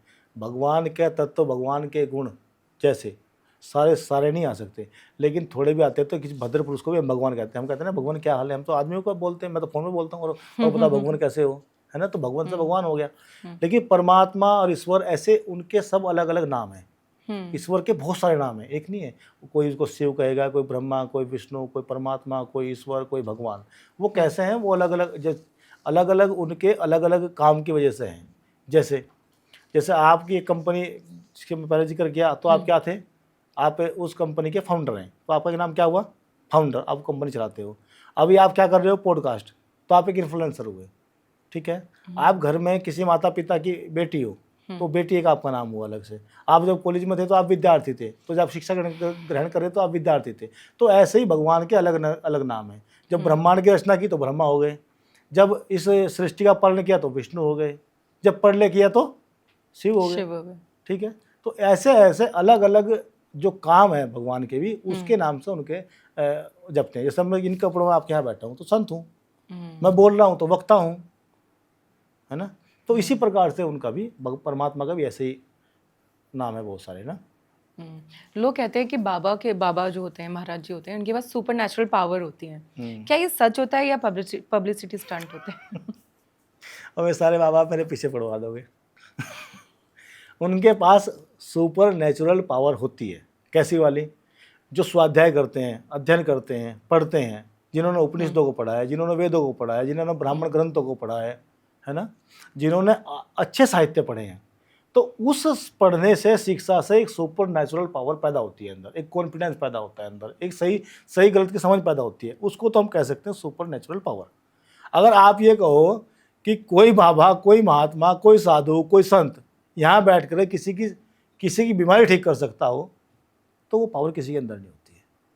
जैसे कुछ लोग मिरेकल्स दिखा देते हैं कि हम ये कर रहे हैं। तो मिरेकल आपने पहले ही बोला, जादू ही तो है ना, जादू एक कला है, तो कला दिखा सकता है कोई भी। तो पावर क्या है? वो तो कला है। जैसे किसी में पर्ची के सवाल पहले ही पता चल जाते हैं, ऐसे कुछ बोलते हैं ना कि हाँ, वो भी एक कला है, वो भी एक कला सीखनी पड़ती है। बट ये रियल होता है। हाँ, रियल होता है, कला सब रियल है, कला में क्या गलत है? अब मुझे पता है, आपने बताया मुझे कि आप गो होल्डिंग कंपनी की फाउंडर, आपने बताया था मुझे? नहीं बताया ना।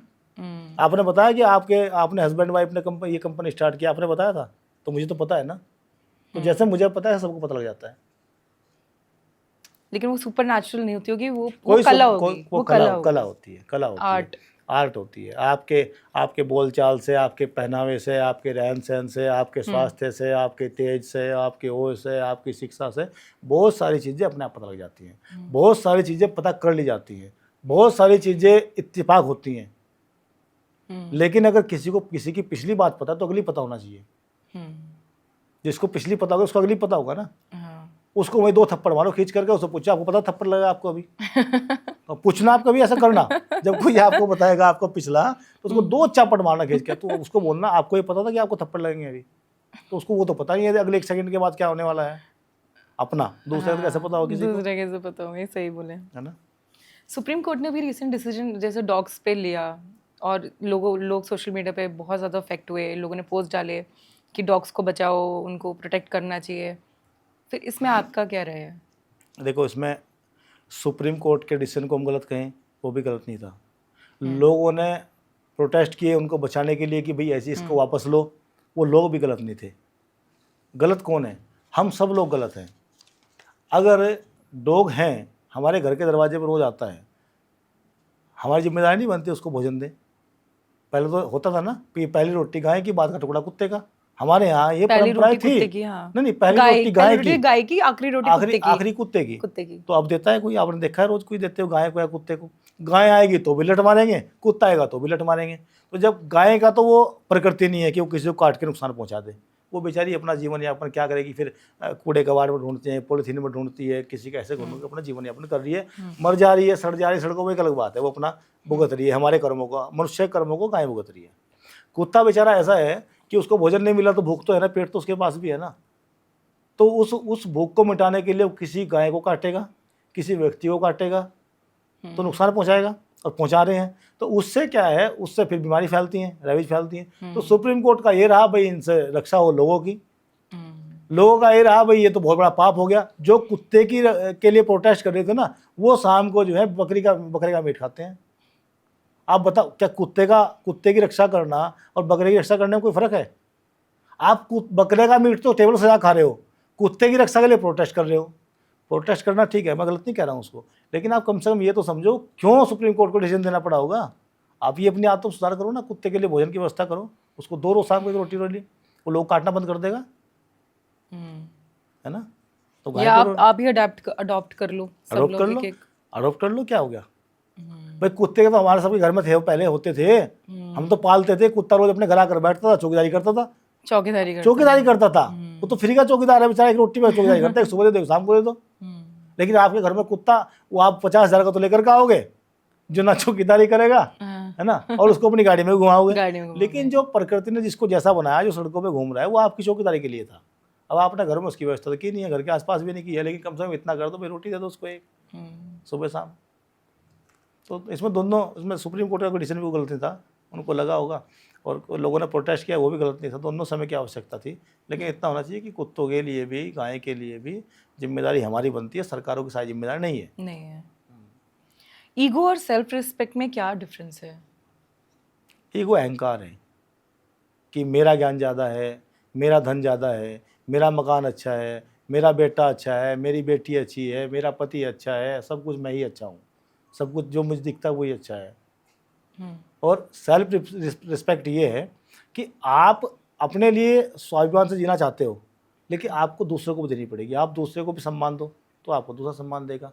अपनी खुद रेस्पेक्ट करना आप सीखो, अपनी रेस्पेक्ट आप करोगे तो आपके दूसरा भी करेगा, है ना। जब आप अपनी रेस्पेक्ट करोगे तो दूसरा आप ही करेगा, आप दूसरे करोगे तो दूसरा आप ही करेगा, तो ये जो द्वंद्व है, जो आपस में झगड़े हैं, ये कम हो जाएंगे। तो सेल्फ रिस्पेक्ट अपनी खुद की करनी चाहिए, दूसरे की भी करनी चाहिए रेस्पेक्ट। जैसे मुझे किसी ने किसी फंक्शन में बुलाया तो मैं उसमें नहीं जाना चाहती, तो वो ईगो या सेल्फ रिस्पेक्ट? नहीं, वो सेल्फ रिस्पेक्ट नहीं है, ईगो है। वो ईगो है। किसी ने आपको सम्मान से बुलाया है ना, भले ही कभी आपके साथ झगड़े रहे हो, लेकिन आपको उसने बुलाया है ना इस बार सम्मान से, तो जाना चाहिए। वहाँ अपनी ईगो को ख़त्म करना चाहिए, वहाँ अगले का सम्मान बचाना चाहिए जिसने बुलाया आपको ना। तो अगर उसके अंदर कोई कमी होगी भी और आप जाओगे तो वो फिर कहेगा यार मैं तो इसके बारे में ऐसा सोचता था और ये फिर भी आया, इतना कुछ करने के बाद भी आया, तो वो सम्मान बढ़ जाएगा, कम नहीं होगा। 4 लोग और कहेंगे कि यार ये तो इनके बारे में ऐसा बोलते थे और ये तो इनके यहाँ फिर खड़ी है, तो उससे आपका सम्मान बढ़ेगा, घटेगा नहीं। और सम्मान देने से सम्मान देने से मिलेगा आपको। अगर खाली बहुत से लोग कहते हैं ना मुझे सम्मान नहीं दिया, मुझे सम्मान नहीं मिलता, आप दो, आप दूसरे को दोगे तो आपको स्वयं मिलेगा, दुगनी गति से वापस मिलेगा। ज़्यादा पावरफुल क्या है, पैसा या पावर? दोनों का अपना अपना महत्व है अपनी जगह ना, दोनों का अपना अपना महत्व है अपनी जगह। दोनों ही आपने क्या पूछा, पावर और पैसा कौन ज़्यादा पावरफुल है? पावर तो आपने पहले पावरफुल बता दी। तो दोनों अपनी जगह है, कुछ पावरफुल नहीं है। पावरफुल है सबसे ज़्यादा आपका ज्ञान, आपकी नॉलेज, आपकी बुद्धि, सबसे पावरफुल वो है। पैसा और पावर, आपने देखो ना बहुत सारे लोग जिनके पास ना पैसा है ना पावर है, लेकिन उनसे लोग सलाह लेते हैं, बड़े बड़े लोग भी सलाह मांगते हैं, आप आ जाओ जरा थोड़ा बता दो इसके बारे में ना। तो ज्ञान सबसे बड़ा है। ज्ञान सबसे बड़ा पावरफुल है। ऑरा क्या होता है और इसको कैसे बढ़ाया जाता है? ऑरा जो है ना, एक प्रकार का आप ये समझ लीजिए, जैसे हम और आप यहाँ बैठे हैं तो आपके यहाँ एक अच्छा माहौल है, तो इसी को हम ऑरा कहते हैं। व्यक्ति को आकर के वहाँ लगे कि अच्छा, उससे मिलने के बाद लगे कि अच्छा, जहाँ आपको अच्छा लगता है वो अच्छा हो रहा है, जहाँ आपको बुरा लगता है बुरा हो रहा है। तो जहाँ पॉजिटिविटी है, आपके फेस की पॉजिटिविटी, आपकी सोच की पॉजिटिविटी, आपके संस्कार की पॉजिटिविटी, वो अच्छा हो रहा है। जहाँ नेगेटिविटी है, गंदगी है, तो बुरा हो रहा है। तो अपने अंदर जो है पवित्र विचार लाओ, अपने अंदर शरीर की स्वच्छता धारण करो, अपने घर में, मकान में, दुकान में, जहाँ भी वहाँ स्वच्छ वातावरण रखो, सबके साथ प्रेम से रहो। तो जहाँ ये होगा तो वो पॉजिटिविटी आपके फेस पर दिखाई देगी, तो वही एक अच्छा हो रहा है। ये खुद पैदा कर सकता है कोई भी व्यक्ति, इसके लिए कोई तंत्र या मंत्र लगाने की आवश्यकता नहीं है ऑरा बनाने के लिए। ऑरा हम खुद पैदा कर सकते हैं, पॉजिटिव विचारों के साथ में, पवित्रता के साथ में, स्वच्छता के साथ में और प्रेम के साथ में। तो जहाँ ये सब चीज़ होगी वहाँ एक अच्छा ऑरा हो जाएगा। जैसे हम मंदिर जाते हैं तो हम बहुत ज़्यादा पॉजिटिव फील करते हैं मंदिर जब जाते हैं, विश्वास है ना हमारा, तो वो वहाँ की वाइब्स है। वहाँ की वाइब्स है, वहाँ की वो घंटे घड़ियाल की आवाज़ है, वहाँ की वो सुगंध, धूपबत्ती अगरबत्ती की वो सुगंध है, वहाँ के प्रति हमारा एक श्रद्धा, एक विश्वास, एक आस्था है ना। तो वो वही एक हो रहा है। ओके, आपकी क्या लेगेसी आप दुनिया को देके, मतलब आप फ्यूचर में अगर आप पलट के देखोगे कि ये मेरी लेगेसी है, तो आपकी लेगेसी क्या है? अपना ये है कि हर रोज़ सोचते हैं, हर रोज़ विचार करते हैं कि हम क्यों आए हैं। आपका ये सवाल बीच में भी था, फिर कह रहा हूँ कि इस पर हम चिंतन हर रोज़ करते हैं कि हमें परमपिता परमात्मा ने ये जीवन क्यों दिया। तो बहुत पहले वो समझ शायद उतनी नहीं थी, लेकिन समय के साथ वो बढ़ती गई, और वो जब बढ़ती गई तो तब लगा कि ये जीवन केवल अपने लिए नहीं है, ये जीवन पूरे राष्ट्र के लिए है, पूरी दुनिया के लिए है, पूरे समाज के लिए है। तो उसी के लिए हमने फिर ये सब चीज़ें, हमने विश्व सनातन महापीठ की स्थापना का संकल्प लिया कि हम रहें ना रहें, लेकिन राष्ट्र के लिए काम होता रहे, वो ना रुके, ताकि वहाँ विद्यार्थी पढ़ते रहे, शिक्षा ग्रहण करते रहे, वो दुनिया को ज्ञान देते रहे, वो ना रुके। वहाँ पर जो है गायों के संरक्षण के लिए काम होता रहे, वो ना रुके। वहाँ पर धर्म के ज्ञान के प्रचार की बात हो, वो ना रुके। तो हम नहीं भी होगी तो विश्व सनातन महापीठ जब होगी वो अमर होगी, वो हमेशा वो काम निरंतर चलता रहेगा। तो अपनी लेगेसी सिद्धि सिद्धांत ये है कि मरने से पहले जीना है और जीते हुए ऐसा कोई कुछ करके जाना है कि लोग उससे अपना जीवन सुधार सकें। ओके, आपका मॉर्निंग से शाम तक का क्या रूटीन रहता है? कोई फिक्स नहीं है। दिनचर्या सुबह से लेकर के रात तक की अपने हिसाब से अपने आप बदल जाती है। उठते ही परमपिता परमात्मा का ध्यान करते हैं, उनको याद करते हैं, उनका धन्यवाद करते हैं कि ये परमपिता परमात्मा आपने रात अच्छी सुखद दी, आज का दिन अच्छा करना, अपने हाथ से, अपने मुख से, अपनी जुबान से, अपनी आँख से किसी तरह का कोई गलत काम ना हो और आज का दिन मेरा अच्छा जाए। तो उस पॉजिटिविटी का शुरू करते हैं और दिन पर दिन पूरा अपना जो एजेंडा रोज़ तय करते हैं, सुबह का एक दिन पहले तय करते हैं जो, या कोई कार्यक्रम पहले तय होते हैं उसके अनुसार हर दिन अपना उसी के हिसाब पूरा ढल जाता है। लोगों से मिलते हैं, लोगों को समझाते हैं, जोड़ो सनातन अच्छा है, बेहतर है, विश्व सनातन महापीठ के साथ जुड़ो, पर्यावरण की रक्षा करो, गाय की रक्षा करो, गाँव का संरक्षण करो, गंगा की रक्षा करो। ये सब चीज़ें इसी में पूरा दिन बीत जाता है। बैठते हैं, अगर कहीं कुछ पुराने सगे संबंधी हैं, मित्र हैं, वो मिल जाते हैं, उनका सहयोग लेते हैं, भैया हमारे पास तो कुछ है नहीं, आप आ जाओ, खड़े हो जाओ, हमारे इस मिशन में आप साथ जुड़ जाओ, हमारे इस मिशन में आप साथ जुड़ जाओ। कहीं कोई संत मिल जाते हैं, उनके साथ चर्चा करते हैं, कुछ सीखते हैं। तो जैसा भी दिन भर कोई माहौल अपने आप बनता है, मतलब कुछ वेल प्लान नहीं है उस तरह का। पर आप ग्रेटफुल और पॉजिटिव एटीट्यूड 100% पॉजिटिव, मतलब 100% हर पल पॉजिटिव हूँ कि जो ठान लिया वो करना है और वो होता है और वो हो जाएगा, उसके लिए 100% पॉजिटिव। नेगेटिव आदमी अपने आसपास ही पसंद नहीं है। और जो लोग नेगेटिव होते हैं या लाइफ में स्ट्रगल कर रहे हो, तो उनके लिए कोई मैसेज कि आप उनको लाइक वो अपनी लो फेजेस से निकल के थोड़ा सा आगे बढ़ पाए? कई कुछ लोग होते हैं ना लाइफ में अटके होते हैं, नेगेटिव होते हैं, तो उनको क्या आप मैसेज देना चाहेंगे? उनके लिए मैसेज यही है, थोड़ा सा निगेटिविटी से बाहर निकलने के लिए धार्मिक ग्रंथों का अध्ययन करो, अच्छे लोगों के पास बैठो जो पॉजिटिव व्यक्ति है, उनको नेगेटिव करने के लिए नहीं, अपने आप पॉजिटिविटी लाने के लिए। तो सबसे पहले तो आप कुछ भी करना चाहते हो तो पॉजिटिविटी आपके अंदर होनी चाहिए, सकारात्मकता आपके अंदर होनी चाहिए। दूसरा क्या है, धर्म ग्रंथों का थोड़ा थोड़ा भी अध्ययन कर लेंगे ना, तो वहाँ से आपको एक जीवन दर्शन मिल जाएगा, पूरा जीवन जीने की कला मिल जाएगी आपको पूरी। आप बड़ी से बड़ी समस्या से बाहर निकल जाओगे, आप उस समस्याओं का सामना करने की आदत बन जाएगी आपको, आपके अंदर धैर्य आ जाएगा, आप सुसाइड नहीं करोगे, आप आत्महत्या नहीं करोगे। तो आप जो है उस निगेटिविटी को छोड़ दो, नकारात्मकता को छोड़ दो, धार्मिक ग्रंथों का अध्ययन करो, धार्मिक संतों के पास, आध्यात्मिक लोगों के पास बैठो, अच्छे सकारात्मक लोगों के पास बैठो, एक जो आपके आसपास की गंदी संगत है उसका त्याग करो और आप पॉजिटिव होकर के अपना एक मिशन डिसाइड तय करो कि हमने ये काम करना है, अपना लक्ष्य तय कर दो, उस लक्ष्य पर लग जाओ, 100% सफलता मिलेगी। कोई व्यक्ति जीवन में हार नहीं सकता है। डेडिकेशन मांगता है कोई भी काम, बिना डेडिकेशन में कोई सफल नहीं हुआ आज तक। बहुत खूबसूरत। और आजकल की जनरेशन सिर्फ लड़का लड़की, लड़की लड़का, प्यार मोहब्बत, इस चक्कर में करियर पे फोकस नहीं करते हैं। तो आपके अकॉर्डिंग, आपकी थॉट्स के अकॉर्डिंग, रियल में प्यार होता क्या है? प्यार तो निस्वार्थ होता है और प्यार केवल लड़का लड़की के बीच नहीं होता है, वो एक आकर्षण होता है। एक विपरीत लिंग के प्रति आकर्षण है प्यार, जिसको आप प्यार समझते हो, वो एक विपरीत लिंग के प्रति आकर्षण है और वो नेचुरल है, वो नेचुरल है। लेकिन क्या है, प्यार का मतलब ये है कि वो सबके लिए ऐसा ही होना चाहिए, सबके लिए। अगर आप लड़की से प्रेम करना चाहते हो, प्यार करना चाहते हो, तो माँ बाप के प्रति पहले प्यार की भावना पूरी वही रहनी चाहिए। माँ बाप के प्रति है तो आपके पड़ोसी के प्रति भी वही प्यार की भावना होनी चाहिए। पड़ोसी के प्रति है तो जीवों के प्रति वही प्रेम और प्यार की भावना होनी चाहिए। तो जो व्यक्ति इन सबसे प्यार कर सकता होगा ना, तो एक लड़की से भी प्यार कर सकता होगा, एक लड़के से भी वो लड़की प्यार कर सकती होगी। तो मतलब आपका जो प्रेम है, जो प्यार है, वो सच्चा और निस्वार्थ तब होगा जब आपके अंदर से वो प्रेम और प्यार की भावना, सबके प्रति करुणा की भावना आपके अंदर होगी, विश्वास की भावना आपके अंदर होगी। तो जानवर के प्रति, कोई भी प्रति, हाँ। मतलब अगर आप किसी लड़के से प्यार करती हो ना, तो उससे आप तभी प्यार कर सकती हो जब आप किसी जीव से प्यार करते होंगे। ये 100% मैं आपको सत्य बता रहा हूँ। नहीं तो खाली क्या है, ये या तो उस एक उम्र में तो वो आकर्षण कह सकते हैं, दूसरा शादी के बाद उसको बंधन कह सकते हैं कि जिम्मेदारी है मेरी, ये निभानी है। बहुत से लोग उसको निभाते हैं, बहुत से लोग नहीं निभा पाते हैं। बहुत से लोग कहते हैं अब तो मैं फंस गई या फंस गया, अब तो करना है, वो बोझ समझ जाते हैं।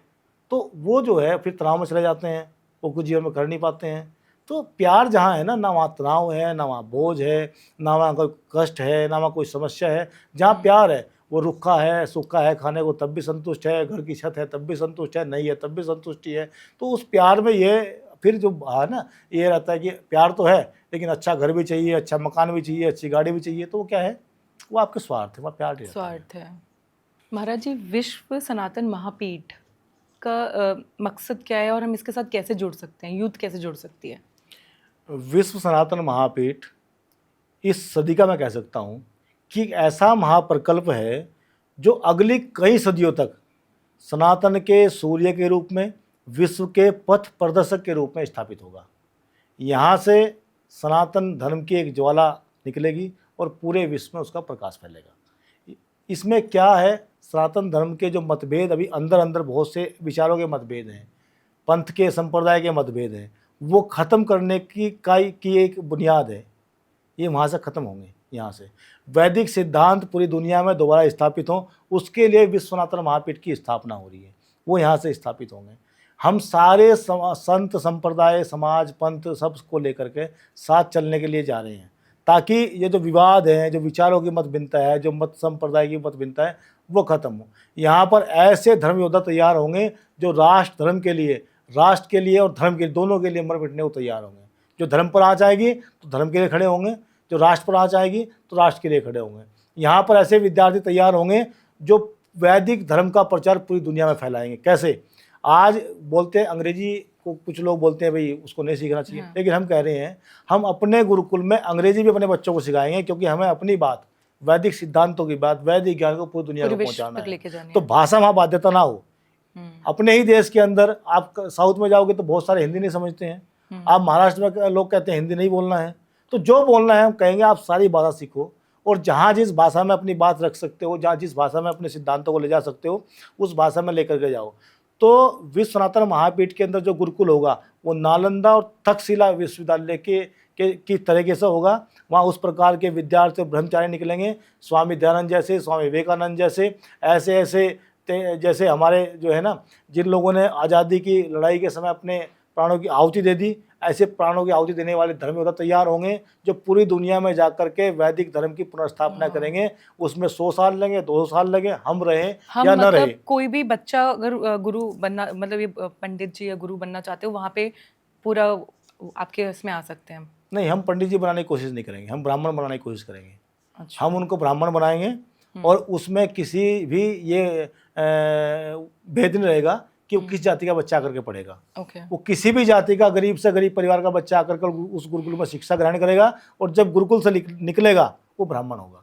उसको चारों वेदों का ज्ञान होगा, वो नित्य यज्ञ करता होगा, यज्ञ कराता हुआ होगा, वो नित्य जो है दान लेता होगा, दान देता होगा, वो नित्य जो है अपने सनातन सिद्धांतों का प्रचार करता हुआ होगा। तो जो ये काम करेगा वही ब्राह्मण हो जाएगा। तो इसके कोई उनको पैसे भी देने होंगे अगर किसी को आना है आपके यहाँ पे या जुड़ना है? अभी तो देखो, अभी तो हम विश्व सनातन महापीठ की स्थापना कर रहे हैं, गुरुकुल का निर्माण कर रहे हैं, ये बाद में तय होगा, लेकिन पैसे नहीं लेंगे हम उनसे, है ना। हम उनसे वो जैसे आजकल लोग उसको व्यवसाय बना दिया गुरुकुल को, स्कूल को, वो व्यवसाय नहीं होगा इस गुरुकुल के अंदर। यहाँ बच्चों को शिक्षा निःशुल्क मिलेगी। हो सकता है अपनी व्यवस्थाओं के लिए वो अपना थोड़ा खर्चा वहन करना पड़ सकता हो, वो एक अलग बात है, लेकिन शिक्षा निःशुल्क मिलेगी। और जिसके अंदर हुनर होगा वो हुनर उनको फ्री सिखाया जाएगा। Self defence free, self employment free सिखाया जाएगा। कोई भी गुरुकुल के अंदर से निकला हुआ बच्चा असफल धरती पर नहीं होगा। ऐसा गुरुकुल की स्थापना हम करने जा रहे हैं विश्व सनातन महापीठ के अंदर। ज्ञान सबसे बड़ी चीज़ है, अगर उनको वही मिल जाएगा तो सेल्फ इंडिपेंडेंट हो जाएंगे और अपने आप हो जाएंगे। वो फिर उसको आप पंडित भी कह सकते हो, पूजा भी करा देंगे, वो यज्ञ भी कर देंगे, वो सब का सारे काम कर देंगे। तो जैसे विदेश में भी, कनाडा, ऑस्ट्रेलिया, अलग अलग कंट्री, दुबई से लोग हमारे भारत के गुरुओं को, पंडितों को कॉल करते हैं, वीडियो कॉल पे हवन करवाते हैं। ये वाली चीज़ भी हम करेंगे?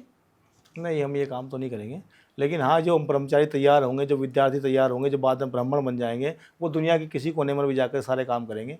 वो वहाँ भी जाकर के स्थापना कर सकते हैं गुरुकुल की, वहाँ प्रचार कर सकते हैं। वो बाद में सारे वो काम करेंगे जो आवश्यकता होगी, जिससे पूरी दुनिया के अंदर सनातन धर्म का प्रचार प्रसार हो और पूरी दुनिया के लोग वैदिक धर्म को मानने लगें। पूरी दुनिया के अंदर पूरी दुनिया के लोग, जैसे अब क्या है ना, देखो,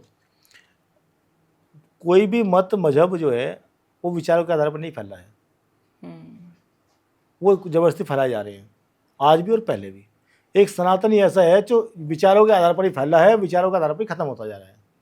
तो यहाँ ज़बरदस्ती किसी के हाथ कुछ ना हो, लेकिन अपनी बात, वैदिक सिद्धांतों की बात, वेद की बात पूरी दुनिया को कहने की हिम्मत रखने वाले नौजवान यहाँ से निकल कर जाएंगे, ऐसे ब्रह्मचारी निकल कर जाएंगे। और मैं बताया आपको 1000% मुझे इतना विश्वास है कि हम तो 20, 30 साल, 50 साल बाद नहीं होंगे मान लो, लेकिन ये विश्व सनातन महापीठ के ब्रह्मचारी दुनिया में अगले 50-100 साल के अंदर पुनर्स्थापना वैदिक धर्म की करेंगे, सनातन धर्म की करेंगे। अकेले स्वामी विवेकानंद ने पूरी दुनिया को हिला दिया था शिकागो में अपने एक भाषण दे करके। क्यों? क्योंकि उनके पास वो नॉलेज थी, वो ज्ञान था। अकेले महर्षि दयानंद सरस्वती ने पूरी दुनिया को हिला दिया, क्योंकि उनके पास वो नॉलेज थी, वो ज्ञान था, उन्होंने वेदों को पढ़ा था। ऐसे कितने लोग इस धरती पर हमारे यहाँ हुए जिन्होंने ये सब काम किए, सिंगल व्यक्ति ने। ऐसे ही योद्धा हमारे, क्योंकि पहले सोच होती है फिर उस पे एक्शन होता है, तो जब तक सोचोगे बड़ा तो बड़ा होगा। हाँ बिल्कुल। बहुत बहुत शुभकामनाएं सर इसके लिए आपको, मतलब आप बहुत बड़ा। मैं तो लोगों से आह्वान करता हूँ अच्छा कर रहे कि हैं आप आओ, तीर्थ सेवा न्यास के इस महाकर प्रकल्प विश्व सनातन महापीठ के निर्माण में अपनी भागीदारी करो। विश्व सनातन महापीठ में आप किसी भी तरीके से भागीदारी कर सकते हो, तन से, मन से या धन से। आप विश्व सनातन महापीठ के लिए दान कर सकते हो, सेवा दे सकते हो, हमारा प्रचार कर सकते हो सोशल मीडिया के माध्यम से, आप उसको प्रमोट कर सकते हो माउथ टू माउथ जा करके कि अच्छा काम हो रहा है धर्म के लिए। तो आओ और जुड़ो, बहुत बड़ा प्रकल्प है। आज जो इस बुनियाद में भागीदार होंगे उनका नाम इतिहास के पन्नों में दर्ज होगा, वो हमेशा अमर हो जाएंगे कि जब ये विश्व सनातन महापीठ बन रही थी तब हम लोगों ने, हमारे पिताजी ने, हमारी माताजी ने, हमारे बच्चे ने इसमें गिरारी की भूमिका निभाई थी, उन्होंने थोड़ा सा योगदान दिया था। बहुत बड़ा प्रकल्प है। 1008 कमरों का निर्माण कर रहे हैं, अत्याधुनिक सुविधाओं से जो आने वाले लोगों के लिए फ्री रहने की व्यवस्था होगी। 108 संत कुटियाओं का निर्माण कर रहे हैं, जहाँ संत रह करके उन गुरुकुल के विद्यार्थियों को विश्व सनातन महापीठ के अंदर आने वाले नित्य लोगों को धर्म का प्रचार देंगे, ज्ञान देंगे, संस्कार देंगे, शिक्षा देंगे, परिवार संरक्षण का काम करेंगे, सेल्फ एम्प्लॉयमेंट का काम करेंगे, वो सब उसके अंदर होगा। वहाँ पर हम जो है चारों शंकराचार्य पीठ का निर्माण कर रहे हैं, ताकि आप समझ सकें कि जो चारों पीठ की स्थापना हुई थी शंकराचार्य भगवान ने क्यों की थी, वो कॉन्सेप्ट आपके सामने आ जाएगा। 13 के 13 अखाड़ों की स्थापना क्यों हुई थी, उन सबके अखाड़ों के परिसर होंगे, ताकि लोग समझ जाएं ये 13 अखाड़ों की क्यों हैं, इनके सबके अपने अपने क्या उद्देश्य हैं, ये क्यों बने थे, ये सनातन धर्म की रक्षा के लिए बने थे। वहाँ आर्य समाज का परिसर होगा, क्यों समझ में आएगा लोगों को। वहाँ पर जो है महात्मा बुद्ध की प्रतिमा होगी, महात्मा बौद्ध धर्म का जो परिसर होगा, जैन धर्म का परिसर होगा, सिख धर्म का परिसर होगा। गुरु नानक देव जी ने, गुरु गोविंद सिंह ने अपने बच्चे जो हैं दीवारों में चिनवा दिए, लेकिन धर्म परिवर्तन नहीं किया। संत रविदास जी ने, है ना, उन सब लोगों के परिसर होंगे। उस विश्व सनातन महापीठ के अंदर आने वाला व्यक्ति अपने आप को धन्य महसूस करेगा। जब वो चलेगा सनातन महापीठ के अंदर, एक ऐसा पथ तैयार करेंगे जहाँ पूरे देश के जितने तीर्थ स्थल हैं सबकी एक एक भूमिका बनी हुई होगी। आप जाओगे आपको महाकाल की फील आएगी, आप जाओगे आपको केदारनाथ की फील आएगी, चलते चलते फील आएगी। आप जो है जितने हमारे जो क्रांतिकारी शहीद हुए हैं, जिन्होंने देश के लिए बलिदान दिया है, उनकी प्रतिमाएं होंगी, उनका इतिहास होगा। जब आप निकलोगे तो आप भगत सिंह बनने की कोशिश करोगे, आपके रोंगटे खड़े हो जाएंगे। ऐसी महापीठ हम बनाने जा रहे हैं, दुनिया की सबसे बड़ी, सबसे अद्वितीय, अकल्पनीय, अविश्वसनीय। लोग हमें कह रहे हैं कैसे बनेगी, हम कह रहे बनेगी। पहले हमने इसका बजट लगभग 500 करोड़ रुपए रखा था कि 500 करोड़ रुपए लागत आएगी, 4 साल बनाने का टारगेट रखा था। आज हम 2000 करोड़ तक जाने को तैयार हैं, क्योंकि जब लोगों के पास जा रहे हैं हमें इतना सकारात्मक परिणाम मिल रहा है। लोग कह रहे हैं कि महाराज आप इसको बनाइए, हम सहयोग करते हैं, 1 करोड़ मैं दूंगा, 5 करोड़ मैं दूंगा। कॉर्पोरेट के लोग कह रहे हैं हाँ आपको हम CSR फंड देते हैं, 10 करोड़ रुपये हम देंगे। हम लोगों से मिलने पॉलिटिकल लोग कह रहे हैं, PSUs कह रही हैं हम देंगे आपको। तो हमने उस लक्ष्य को और बड़ा कर दिया। देने वालों की कमी नहीं है, आपका मिशन क्या है, आपकी नीयत क्या है। तो लोग हमें दान देने के लिए भी तैयार हैं। और फिर भी मैं आह्वान करता हूँ कि तिल तिल भर 1-1 रुपये का दान भी इस विश्व सनातन महापीठ की बुनियाद को इमारत बनाने का काम करेगा। हम तो आह्वान करते हैं देश के लोगों से, तब भी आह्वान कर रहे हैं, दुनिया के लोगों से आह्वान कर रहे हैं। हम जा रहे हैं, हमने विचार बनाया हम 100 देश जाएंगे, 100 के 100 देशों में 1-1 जो धर्म स्तंभ की स्थापना करके आएंगे, लोगों को वहाँ पर तैयार करके आएंगे, और वो इस विश्व सनातन महापीठ के लिए वहाँ से सहयोग करेंगे। तो ऐसी अपनी रणनीति है, योजना है। बहुत सारे साधु संत समर्थन कर रहे हैं। अभी जा रहे हैं इस महीने हम वृंदावन भी जाएंगे, हम अयोध्या भी जाएंगे, हमारे गुरुजी भी साथ जाएंगे, और जगह भी जा रहे हैं, हम द्वारिका भी जा रहे हैं संतों का आशीर्वाद लेने के लिए, क्योंकि दिव्य प्रकल्प है, दिव्य आशीर्वाद चाहिए, बड़ी ताकत चाहिए, उस सब के लिए हम लगे हुए हैं। और आपका ये पॉडकास्ट आज जो है इतना सकारात्मक हुआ, ये भी इसकी एक अहम कड़ी बनेगा। ये भी विश्व सनातन महापीठ के इतिहास के पन्नों में लिखा जाएगा कि जब विश्व सनातन महापीठ की शुरुआत हो रही थी तो सबसे पहला पॉडकास्ट कहाँ हुआ था, किसने किया था, किसने इस बात को लोगों तक पहुँचाया था। तो आपका नाम भी वो उस इमारत में कहीं ना कहीं इंगित होगा। मैं बहुत ग्रेटफुल हूँ उसके लिए। धन्यवाद। और बहुत अच्छा लगा सर आप आए हमारे पॉडकास्ट में, और इतनी सारे आपने ज्ञान वाली बातें शेयर की। लोगों का बहुत सवालों के जवाब मिल जाएंगे। पता नहीं, जो मुझे लगा मैंने कह दिया, आपको अपनी बात रख दी आपके सामने। बहुत खूबसूरत, बहुत अच्छा मिशन है आपका। लोग कहीं बातें गलत लगेंगी। बहुत प्राउड है, मतलब आप इतना अच्छा कर रहे हैं और लोगों के बारे में सोच रहे हैं। मतलब बहुत बहुत आपको शुभकामनाएं। बहुत बहुत धन्यवाद आपका। Thank you for coming.